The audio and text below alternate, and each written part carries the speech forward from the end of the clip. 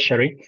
Koo actually started off decades ago, okay, as someone who actually practiced, okay, in data science, and then go into structuring of all these coursework, workshops, and everything. So he's considered as quite a veteran, despite looking very young. This is because of the filter that he's using. Yeah, otherwise it's different. You'll be disappointed. Okay, so so Koo and I we actually know each other for a while already, and thanks for him taking his time. Without much delay, I will just pass the mic over to Koo. And so two things that we need to know. After Koo introduce himself, if you have any questions, please feel free to use the chat box. Okay, to use the chat box. So Koo occasionally will also check on the chat box. Otherwise, I myself will actually share it, because we do have questions that some folks may be a bit shy not to ask about it. Some actually do message me directly. In fact, I got a couple of messages coming in already. So we start off very simple. Let Koo do an introduction, and then from there we take it up. Okay. So Koo, go ahead. Thank you. Hey, hi. Thanks, Heidi. Hey, hi, everyone. So, quick introduction about myself. So, I just realized I spent 2 decades in the data industry, doing from actually I started off with business intelligence all the way down to artificial intelligence, and along the way I also do training and also build a community as well. Maybe how I introduce myself is during the daytime, right? I actually help companies to build capabilities in data and AI. So what I do is I conduct training, mentoring, scoping use cases. Then after that, help the companies to develop the capabilities and the talents to be able to take advantage of data and AI. So that's during the daytime. And what I do during the nighttime is I build communities over here. So one of the largest community that I built is Data Science SG, Data Science Singapore. And recently, I also joined in to build a community of entrepreneurs for entrepreneurs. It's called Entreboss Hub, supported by National Library Board. So just in case you're wondering whether after all this, do I still have time for myself? The answer is yes, I still do. And what I'll do is I actually like to explore the term intelligence and actually the intersection of artificial intelligence with other technology, like for instance, how AI can be used for startups and also how AI can be used for cybersecurity as well. And I'm also very happy to say that I managed to find partners I can work with on these two fronts, which is a startup and also the cybersecurity. Yeah. Okay, thank you very much for the introduction. Okay, so in case those who are not very familiar, AMA simply means ask me anything. Okay, so if you have any questions that you'd like to know more from Koo, please feel free to ask now. You can do it on the chat box, or you can actually, just send a message over to me also.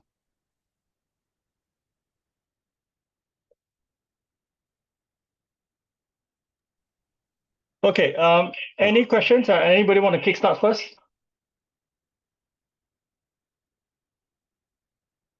No, probably. Maybe you can start with a question that you just gotten, Paddy. Yeah, I think the question need a bit of warm up. Yeah. Oh, okay. Yeah. One question just came in from Jesslyn. You may want to take a look at this chat box. Okay. Usually it will take a while to warm up things. Okay. So let me just read it out here first. Okay. First and foremost. Okay. This is from Jesslyn. Well, in fact, it's actually usually question they send over to us. Everyone is actually jumping into AI, as a business owner. So, how should I actually decide what should AI drive? How should it even be? What should AI actually be driving the whole entire thing? So let me just emphasize a bit. It A lot of people get caught with this AI. Probably just like when we talk about blockchain, talk about crypto, and it seems like a lot of people always think that AI is a new thing. Let's all catch on it. So Koo, yeah, maybe you want to share a bit about this. Okay.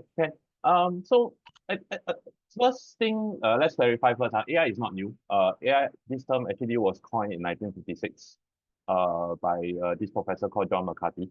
Well, there is actually a backstory as to why this term was crafted, but I'll leave it for the audience to actually find out a bit more. It's quite an interesting backstory.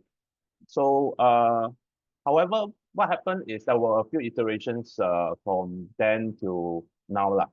Okay, so in the older days, in the what I call the old age AI, right? What they were thinking of how to build AI was actually use rule-based, or to put it a bit more technical, right, would be more of a symbolic manipulation. But I think for all of us here, right, for the layman, right, just think of it as AI is actually a bunch of if then else statement. If you're familiar with Excel or a bit of programming. Um, but back then there wasn't a lot of breakthrough lah, even till 1990s. And what happened recently is because we actually switched the way we build AI, and the way that we're using to build AI is this thing called machine learning, which is another buzzword. I think most of us will probably have heard about it. Well, long story short, the thing is currently, at least the current development for AI, what is, I'll hope the audience will just remember two words, what the current state of AI is, and it's what I'll call smarter automation. Smarter automation. So what I mean by smarter automation means that previously, right, previously where certain behaviors or patterns, right, like I mentioned before, used to be defined by if then else rules, right? Now becomes something where the machine can actually learn the behavior on its own, but of course guided by the most important ingredient called data. So for all of us over here, if you're keen to see where you can adopt AI, my suggestion would be to look for something that is very structured, very repetitive, and you have actually collected a lot of data on that. These three things.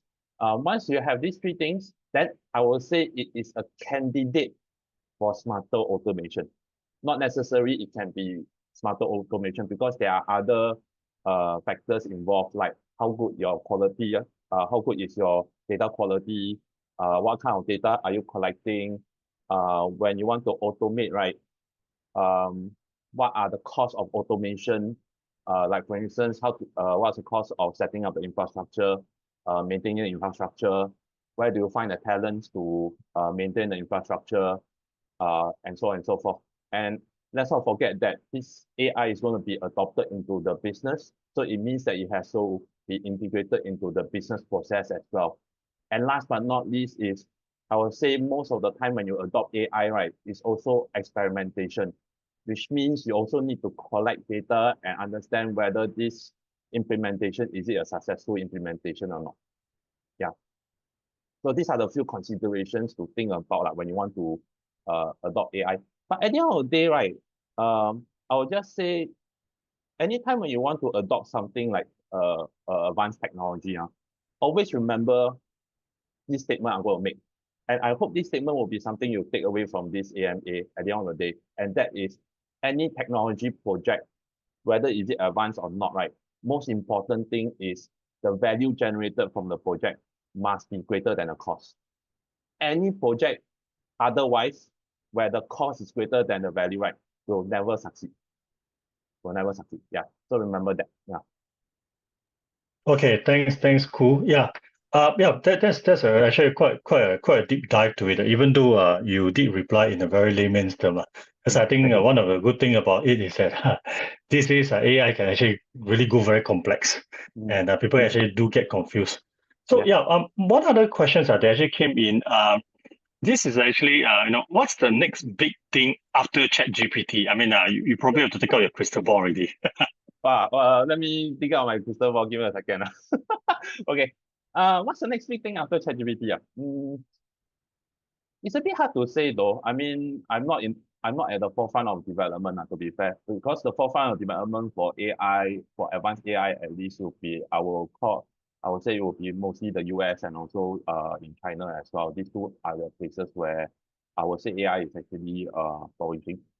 Now what's the next big thing after ChatGPT? I would probably say it's multi-modal, what we call multimodal models. So what do you mean by multimodal models? Like would be, I think most of us have already seen a glimpse of it. It's called Sora, where you can actually use text prompt, right, to generate video. Uh, I won't be surprised if going forward, right, you can actually use text prompt to generate like voice, to generate like video and voice together, and so on and so forth. And what that would really translate, right, would be there's going to be what I would suspect is YouTube or any other sort of video related industry, right, may actually face quite a large change. Quite a large change. Like I think going forward, right, video production used to be where wow, you have a lot of headache. You have to hire quite a few people to actually come together to build a nice video. I think going forward, mm, building a video on your own may not be surprising actually, if you ask me. And this is where, like I said, I think YouTube or those kind of video hosting platform will get flooded. And what does that translate to all of us here, right? Would be, I think now all of us need to be a bit more mindful, a bit more mindful that with this next big thing, right? Like you can generate videos from prompts or voice from prompts and so on and so forth. Right? It means that there might be a larger amount of misinformation and disinformation being put online. Now, whether these are intentional or not, for all of us, it doesn't matter because most of us at the end of the day, we just want to avoid any misinformation and disinformation. Okay, so I probably digress here a bit already. So all in all, what I'll say probably the next big thing after ChatGPT, right, is what I'll call a uh, multimodal model where you can use maybe text to video, image to video, or maybe from video to text and so on and so forth. Yeah. So, cool. Just to add on to what you just shared, I think even when before, AI becomes common on the consumer market, I actually have a question, like recently, the government in Korea, start to come in and pretty hard on deep fake. Yeah, I think this is also one of the biggest concern where a lot of all these fake videos where they just sort of superimpose and then make it 3D with celebrities, whether female or male, and then impose it on all these pornography and stuff like that. And then they start to roll it out, and it was so real that some of these celebrities actually even have problem explaining to their parents that they're actually doing a decent job. They are not doing something that's hanging around a red light district and all this. I think this also brought in quite a fair bit of, to add on to a couple of case studies where even like recently, there was also another big case. They actually did put a deep fake and put it onto those, bank owners, bank directors to get loans and all this. So let's say if you were to go in a bit deeper, where do you think this will be led to?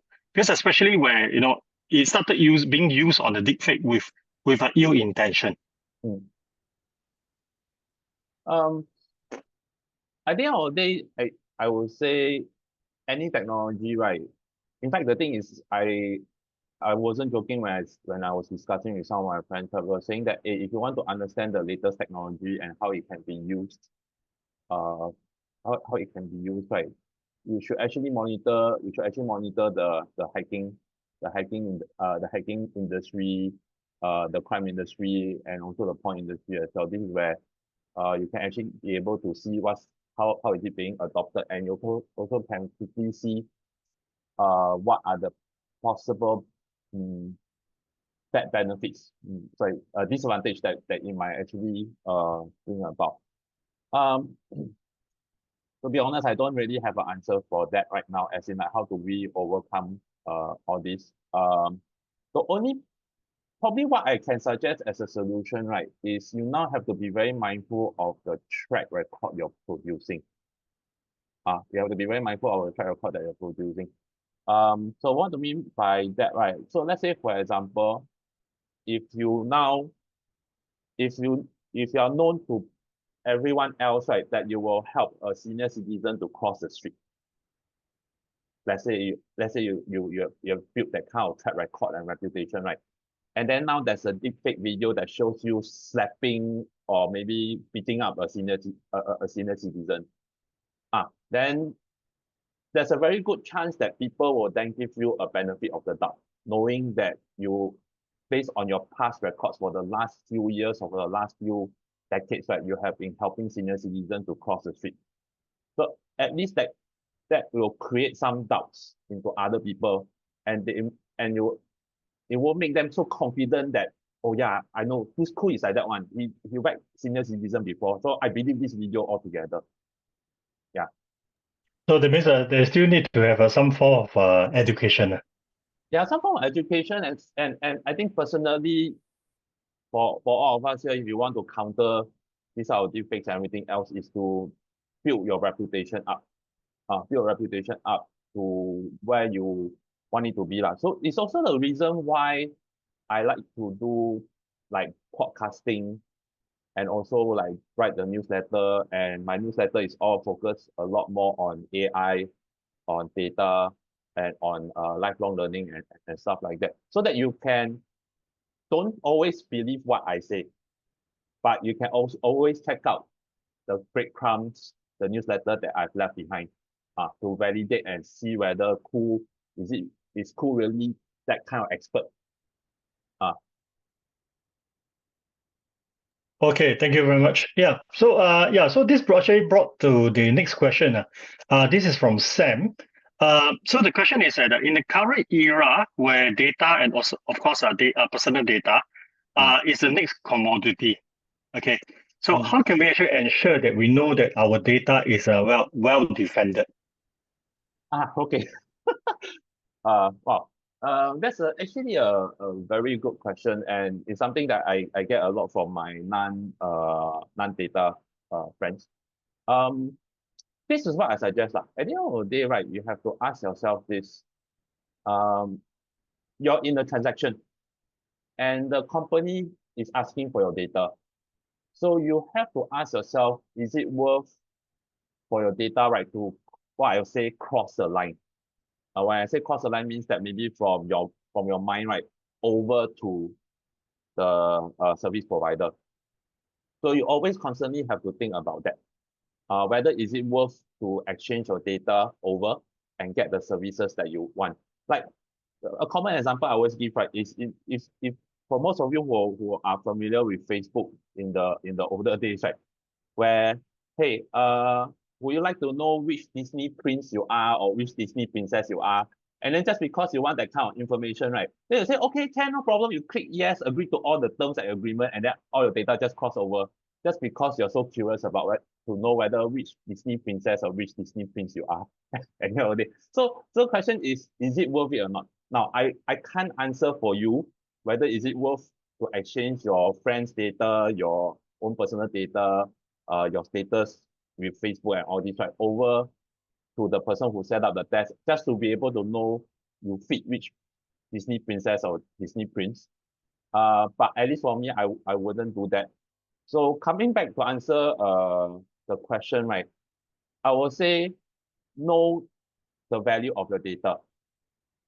Know the value of data, be data literate. If you do not know what kind of value you're providing by sharing your data, right, then don't. The answer is don't even share it then until you have a very good idea what people can do with your data. So to answer the question, maybe what I'll do is I'll summarize it into just 2 words again. You need to be data literate. You need to understand how data works. And you need to understand that, hey, what kind of value, what kind of information can we get from your data? Like for instance, let me give you another example over here. Based on where you stay, right, I will have a very good idea what's your SES, what's your social economic status. Based on what you do, I will also have some idea what kind of character you are, what kind of attitude you are. So these are things that it will be good for you to be mindful of before you exchange the information over. Yeah. Just FYI, I stay in Yishun. So yeah, so don't mess around with people from Yishun. Okay. That's where the weirdo reputation comes from. Yes. Okay. This one you don't need AI. This one you don't need AI. Yeah, there's a lot of weird people down here. Okay. So I hope that Sam, you got your answer, and please feel free to ask Koo, if you need more, answers whatever. You guys can actually go to LinkedIn. Can actually look for him. This is his name. No, just do a bit of search and then you can also contact him directly. He Mm, also got a newsletter, as he mentioned earlier. Okay, so now, one question that is always a lot of people will be asking, and mm, this is also what Koo also mentioned in the introduction, you know, in the this invitation that we had. mm, Okay, in terms of like what kind of jobs are actually at risk due to mm. AI? So this is one, and then second is that what are the kind of new jobs that can actually be created because of AI? Okay. This one will ask the economist in me. Um, okay. So what type of jobs are at risk due to AI, right? Again, like I said, AI currently right now is smarter automation. So it means that let's say if the okay, maybe before you even talk about that, right? Let me break it down even further. So jobs are made out of tasks. Okay, jobs are made out of tasks. Your job will made out of tasks. So what will happen is I think what AI will do, right? AI will replace repetitive tasks for you because it can be automated already. Remember I mentioned it's actually smarter automation. So then it still hasn't answered the question, right? What type of jobs are at risk due to AI, right? So it means that if your job is just a single task and the task is repetitive and structured, it might just be replaced by AI. A common example I give, right, is actually taxi drivers.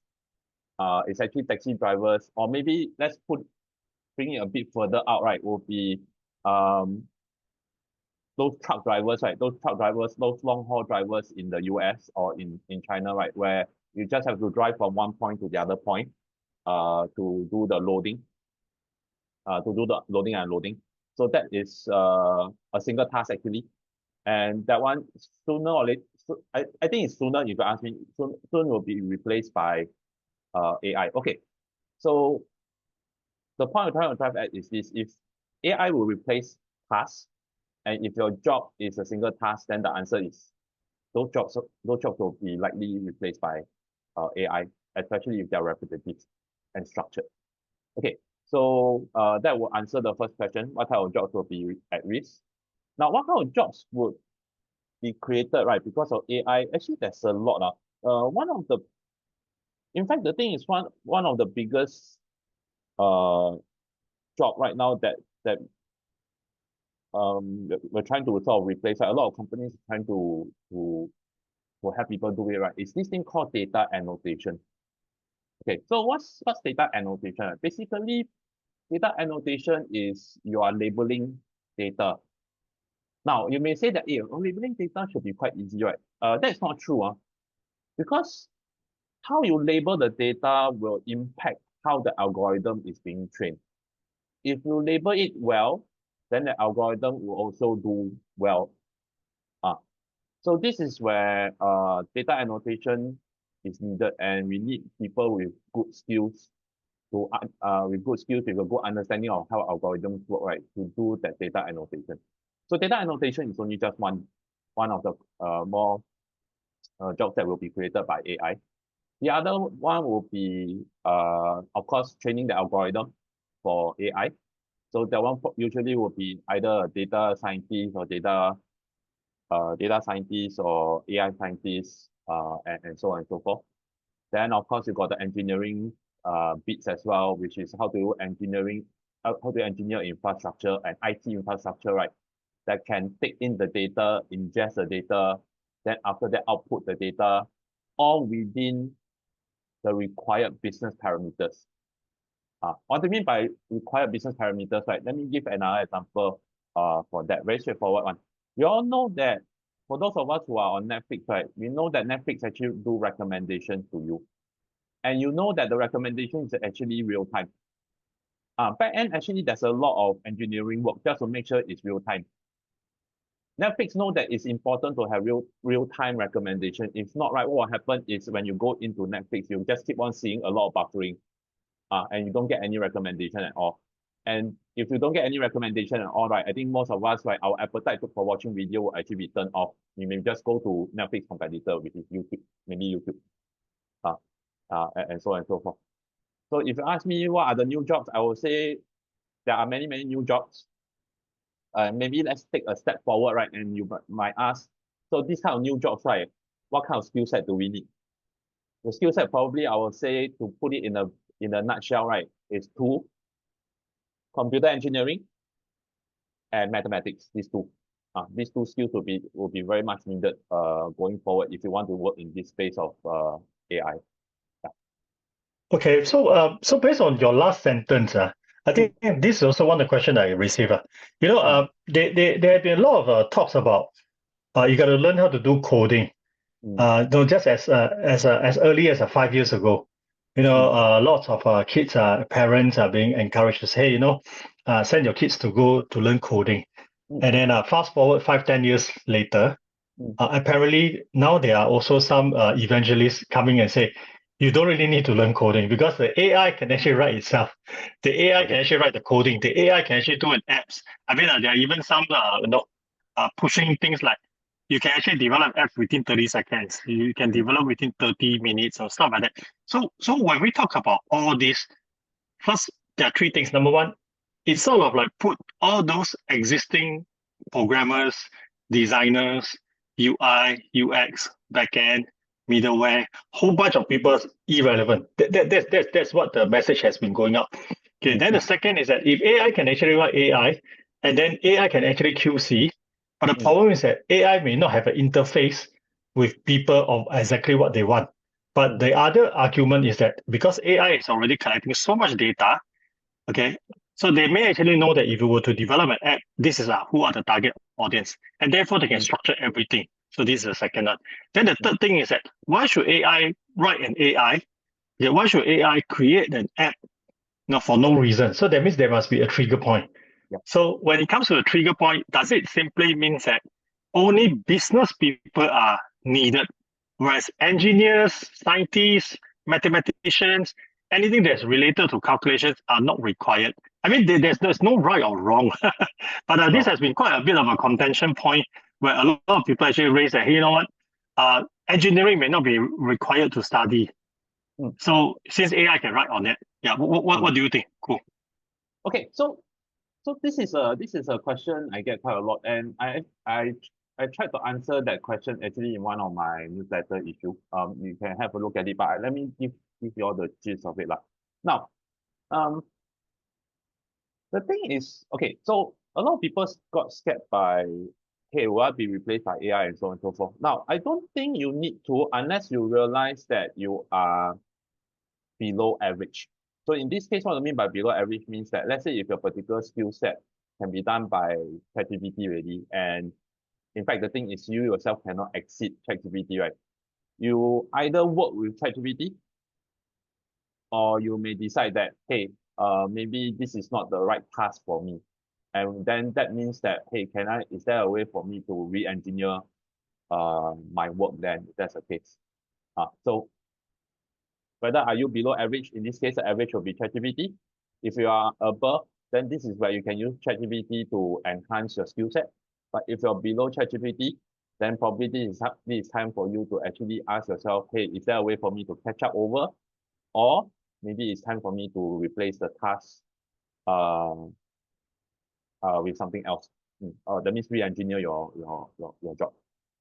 So that's one perspective for looking at it. Now, the other thing is also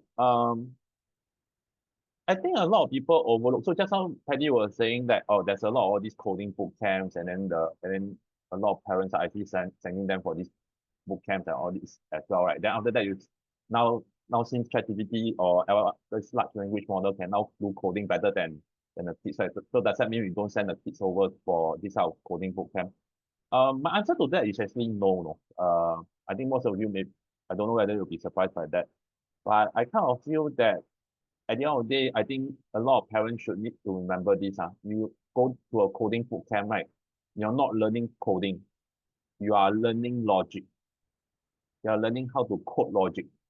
You're learning how to solve a problem logically. So the key word will be when you go for this kind of coding boot camp, right? What you're trying to do is you're trying to get your children to understand this thing called computational logic. How do I move from one step to the other? Now, why is that important? that is important because it actually helps with design thinking. And going forward, design thinking is a skill that a lot of humans will need. Because what I strongly believe in, right, is this. At the end of the day, we will need the humans to do problem framing, to do challenge framing. And this is where design thinking comes to the picture, computational thinking come into the picture as well. And then after that, what you do is then you hand it over to a computer, and the computer will be the one that solves the problem based on your framing. So at the end of the day, humans will be the one that frame problems. And this is where a lot of thinking work will be needed. And once that framing is done, you have structured it correctly ready, then it's time for us to hand it over to someone who can do the computation faster, and that will be the machines. And that will be the machine. Okay, thanks, cool. Interesting perspective. Yeah, I think you're right. If we are not just there to learn to code, but I think the thought process is probably more important. Yeah. Okay. So yeah, we have another question. Well, there are actually quite a lot of questions. I'm not quite sure can we actually finish it. Okay. This is okay. So this question is a bit of follow up of just now. You know, we were talking about loss of job and everything. So so basically the question here is that say if I'm a company trying to hire a corporate trainer for my data department, okay, or a startup looking for a data founder, what are some pointers that I should look for in one of those perspective, the candidates, whatever. So so I don't end up hiring snake oil vendors. But again, to be even more adventurous, how can we as a typical layman business person be sure that even you are not a snake oil vendor? Yeah, I just realized I think this is your Thai partner, Thai buddy. Yeah. He's trying to come and make me work harder for this AMA. Yeah, please. Okay, can no problem. So okay, so I think we discussed this quite a few times, Paddy, before, and that is, I think your first hire should never be someone fresh from a boot camp or from a degree program. Now, why is that the case, right? It's because the thing is this, now you can see doing data and AI, right, as solving problems with data. As solving problems with data. Now, in order to be able to solve problems, right, you need exposure, as much exposure as possible. So to give another example, right, to explain this point is very straightforward. Now, how many of you are willing to touch wood, hopefully not, but how many of you are willing to go under the knife of a surgeon that just graduated from a medical school, as compared to a surgeon that has done 100 successful operations? I'm sure most of us will choose the latter.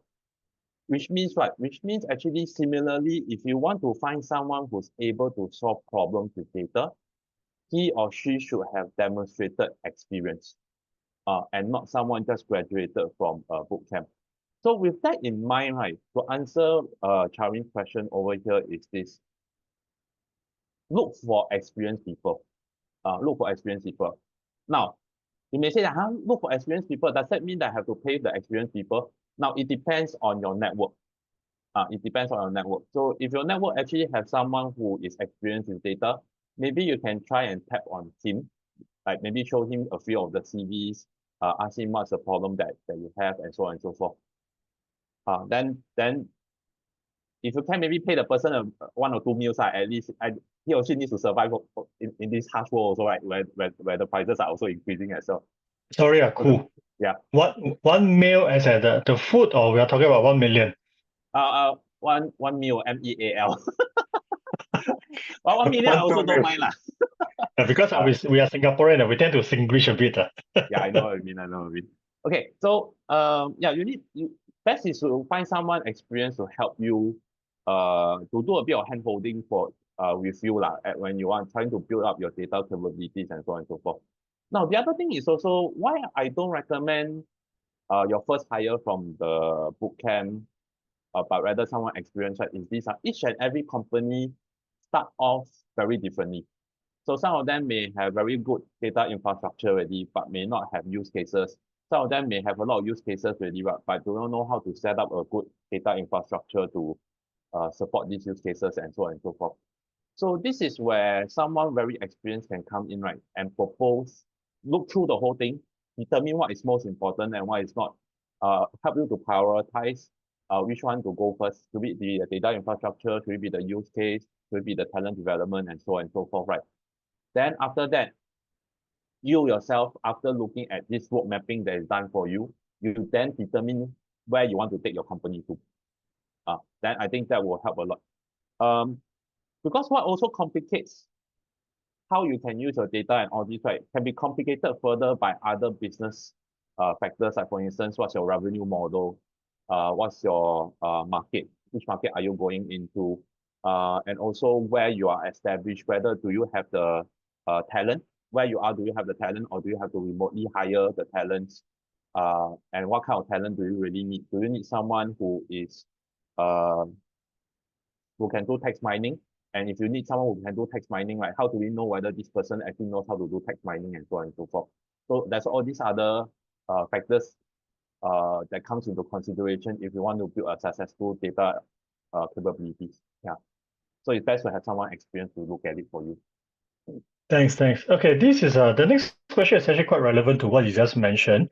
This is from Anthony Tagam. Yeah, sorry if I pronounce it wrongly.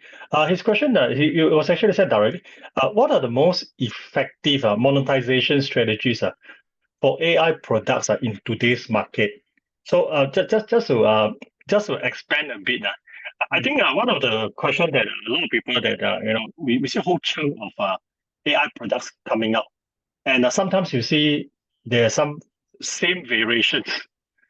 Okay, same feature, same function, but wrap around, and then just tell you, text to video, text to image, text to all kinds of stuff, but they are actually very similar.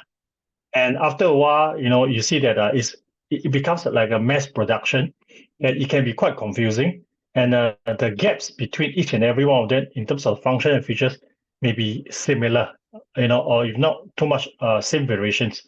So what would be actually the most effective monetization strategy, for AI products of this case? Oh, this one is actually quite an interesting question. That means if there are two models, but held by two different companies, right? But everything is the same, the features, everything else is the same.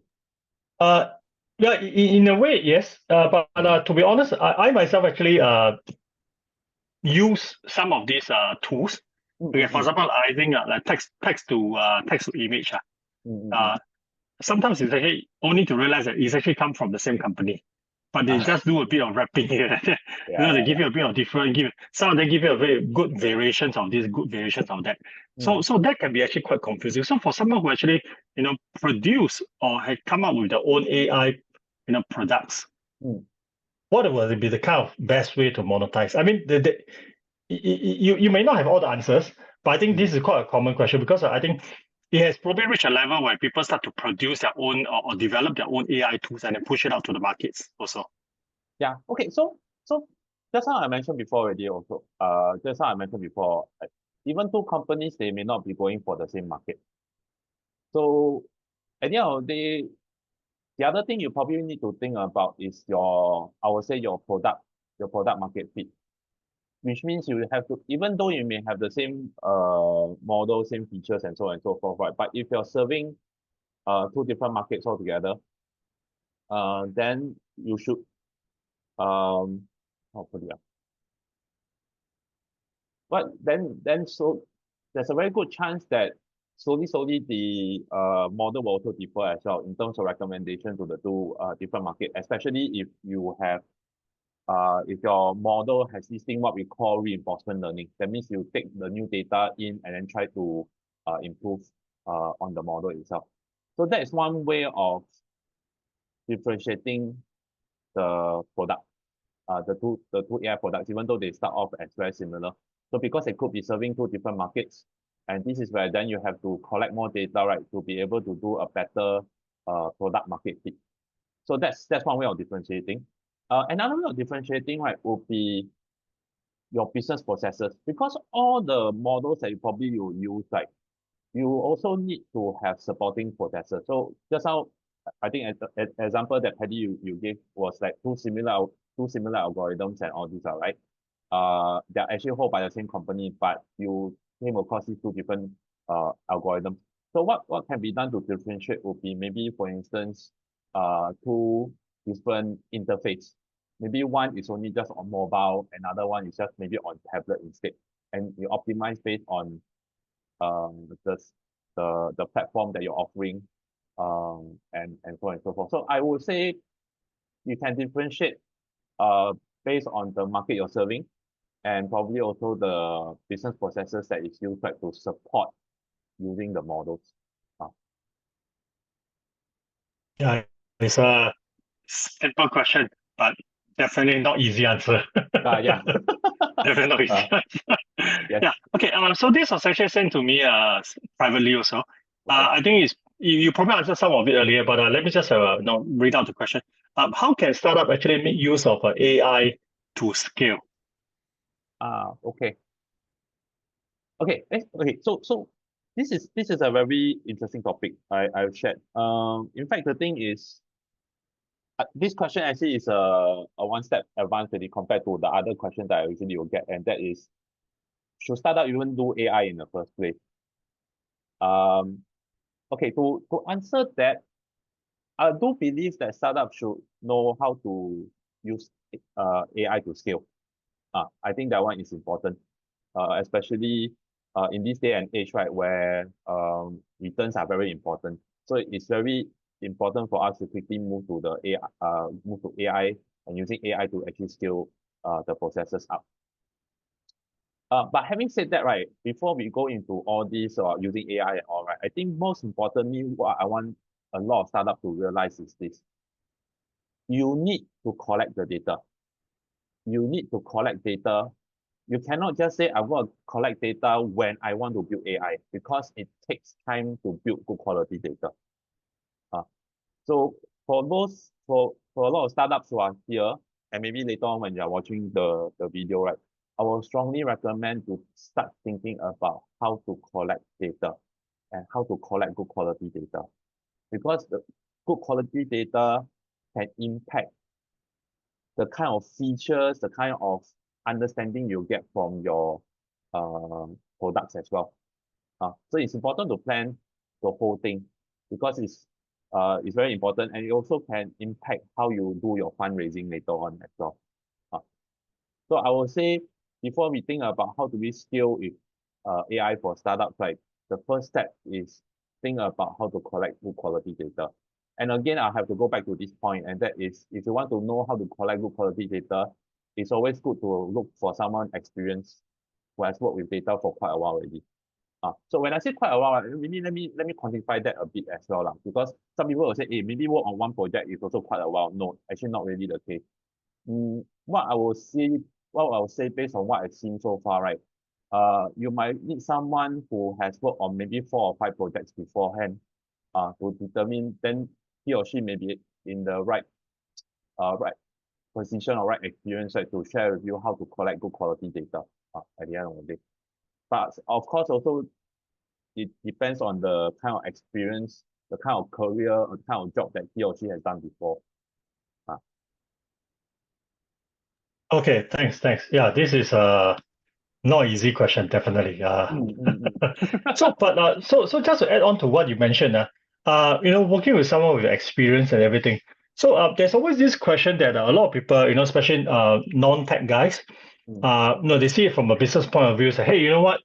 I don't want to go back all the way and start collecting data and to reach a point where I need someone who knows, because honestly, a lot of things is not just about AI. You still have to look into the data sets. You still need to look at people who actually know the noise.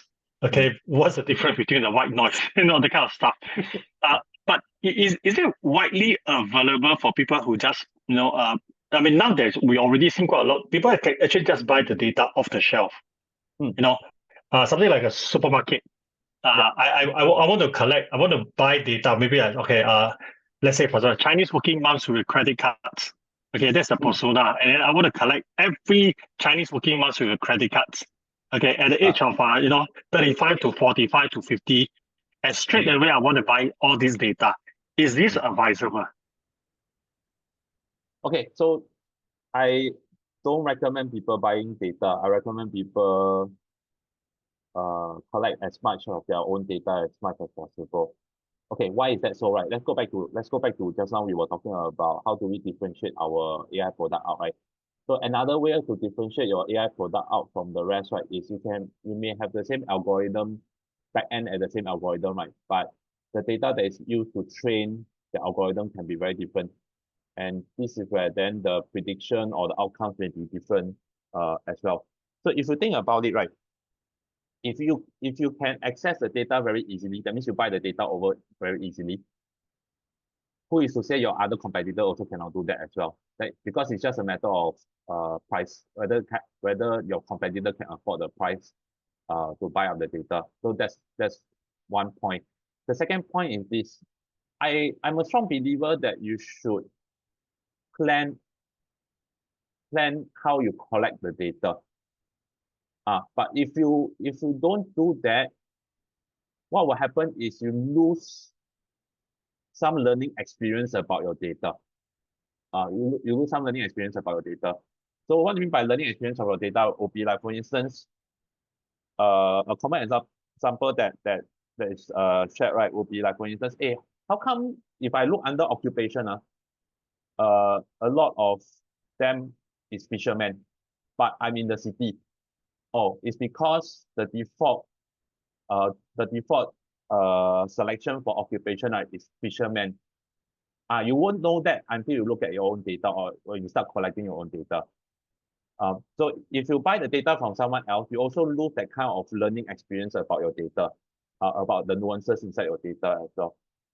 So I would say don't buy data, rather think about how to collect your own data. I think that would be more important especially if you want to differentiate yourself away from your competitors. Yeah. Okay, thank you, cool. Yeah, we have another question. Uh, well, he said this is a difficult question. Okay. Probably out to challenge you. This is by Sam. Uh, so how reliable is data generated by AI models? Mm. Okay, for data which no one has. It's a bit ironic though. I'll probably I think Sam is still around, right? So I probably will say it's a bit ironic over here because you have to know that most of these models, most of these AI models are trained from data. So how reliable is data generated by AI models for data which no one has? Um, you will probably see a bit of, I don't know whether you can see a bit of circular references over here. The data that is being used to train the AI, right? So the AI will then gen out data also as well. But the data actually comes from the data that's being used to train It means there's the still a model. source lah. Yeah, there's still a source though. So I probably won't say no one has it. It's just more of it's generated by a model rather than generated by humans, I guess, when we're collecting the data. Yeah. I think I don't know. I think Sam don't like you lah. Yeah, most likely Sam don't like you. Yeah, that's why. So Okay, it's a okay, looping question. Sam, It's a looping question. when we meet, right, I'll buy the coffee lah. Don't like that. Okay, there's actually a couple of questions. Okay, one of the question that is that in your opinion, is there a risk that actually human will become less intelligent as we sort of like over rely on AI to do our tasks and even to do Mm. analysis? Yeah, I get that question a lot, and I actually, if you ask me, I shouldn't be the one answering. I think more importantly should be the education agencies or ministry should be the one answering and also try to find a solution to it. Now, okay, so but here's my viewpoint lah. At the end of the day, over reliance on something will always deteriorate the kind of the capacity that you rely on other people for at the end of the day. So my personal take is this. At the end of the day, if you want to differentiate yourself away from the rest, from other people, especially going forward in this AI age where you're competing for jobs, right? The way you differentiate yourself away from the rest, right, is this thing that is right in the middle of your ears. This gray matter that is right in the middle of your ears. In we are in this knowledge economy right now. And knowledge economy at the end of the day, the basic ingredients, right, is thoughts and ideas. The basic ingredients is thoughts and ideas. And where does the thoughts and ideas originate from? They originate from your brain. So going forward, if you want to differentiate yourself away from the rest, from your competitor or from the machine, right, you have to hone your brain. You have to be a bit more of a thinker. And if you can, right, from thinking to engineering, I think that is that will be a very important skill set to have going forward. So how do we improve on your thinking, right? I will say be very mindful of what you put inside your brain. Be very mindful of what you put inside your brain before it gets processed. And if you follow my newsletter, right, I actually have 2 C's for everyone over here if you want to improve your thinking. If you want to make sure you're not susceptible to misinformation and disinformation. So what are the 2 C's? The first C is curation. You need to be able to curate the sources of information, of knowledge that goes into your brain. And the second thing is this, you need to practice critical thinking. The critical thinking will be the gatekeeper that determines what goes into your brain. That will be so it will be the gatekeeper, it will be at the door before it gets into your brain. So for all of us over here, if you want to prepare yourself and also prepare your kids for the age of AI where AI can replace more and more tasks, and how do we differentiate ourselves away from the rest of the other people, right, is you have to hone your thinking skills. You have to hone your thinking skills. And the 2 C's that you need to hone your thinking skill will be critical thinking and curation. These two. Yeah. Okay, thank you very much, Koo. Cool. There's actually a question that was sent to me directly. Oh. This is regarding the legality lah. Okay. So for example, based on the example here, is that sometimes we can just go. I mean, there are more than ChatGPT. There are many other tools. So the question here is that when you go in and ask a couple of questions, on the ChatGPT, let's say, and then or Gemini, they give you a bunch of answers, and then they give you a lot of quotable quotes, and they give you the URL of where they actually pick up.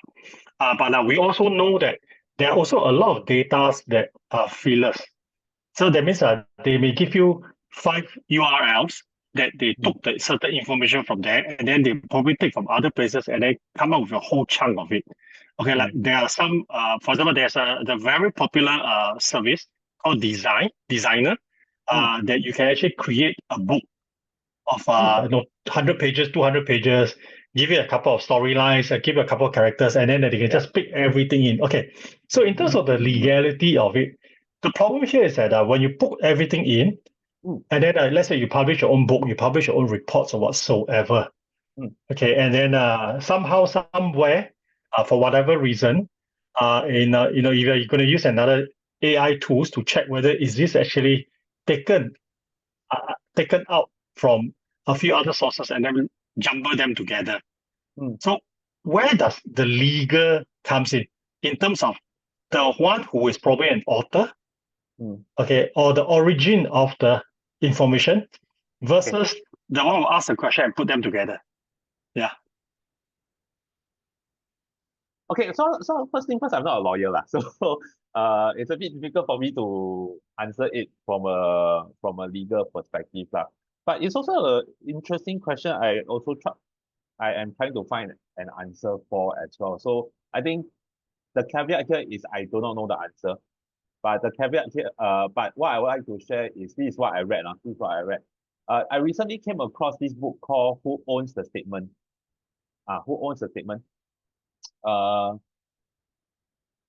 For those of you who are interested in the book, you can later on maybe message me on LinkedIn or something like that. Then I'll share with you the book link. But this book is very interesting. Why? Because it actually document down the history of copyright. The history of copyrights. How did copyright came about at the end of the day? So copyright came about at the end of the day, right, was actually really to protect the interest of the publisher. it was never to protect the interests of the authors actually. If you have read the book. So at the end of the day, if you ask me who owns the legality, who owns the copyright, all this, right, it's very difficult to say because the whole history of it, the whole history of copyright, right, has been very messed up. It started with the books, but then after that, it went to the painting, it also went to the images, it also went to the music, and so on and so forth. Now, that's one point I like to make. The second point I like to make is this. If you yourself as an author, right, would like to sue, let's say you want to sue the uh company that built these models, right, it's actually going to be a very uphill task because of how the legal system is built. The legal system is built in a way where you are innocent until you're proven guilty, which means you have to have a very good concrete proof that your book, or in this particular case, the content, right, is being used over here for the other person, by the other person as well. So how do you prove that can be a bit of a challenge? Because like for instance, I can say, if I say that the cow jumps over the moon, and someone says the brown cow jumps over the bright moon, who owns the copyright for this statement then? It's not going to be easy to argue. Yeah, it's not going to be easy to argue because actually both of them are talking about the same idea. And that is what we are looking for at the end of the day when we read anything, right? We are looking for ideas. We're not looking for the order of the words or the statement itself. Yeah. So if this is the case, Mm. legally speaking, a lot of us may face situations of getting information through tools like ChatGPT, Gemini, Perplexity, a whole bunch of all this. And then we actually use it, whether is it commercially or non-commercial or personal.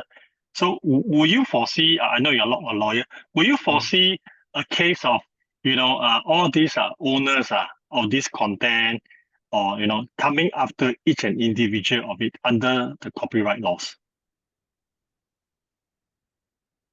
So I think it's going to be very challenging, even if it's, let's say if it's a class action suit, that means all the authors come together and sue it, right? Because let's say if you manage to be able to prove that the company using it is using it illegally, that means your materials is actually inside that data that is being used, right?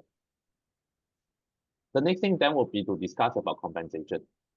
Okay, so compensation at the end of the day, you cannot say that it's very difficult for you to say, oh, okay, so now I've proven already that you use my books and all this, you use it to earn a lot of money from me, right? I want $1 million from you. That's not how the legal system works, right? The legal system will then look at these people who have trained the large language models, right? For example, over here, how much he or she has earned, and then how much percentage you can get from that revenue. Because if anything more than that, right, then I think it won't be fair. It won't be fair to also to all the parties at the end of the day, to be able to compensate. And I can safely tell you, I think all data probably won't get a lot of money out of it. You probably only get maybe $5, even though it's maybe a $1 billion company at the end of the day, because it will have already used a lot of other data altogether. And the company cannot only just compensate you alone. You have to compensate with the rest also as well. So I don't think you can even get a lot of money back also.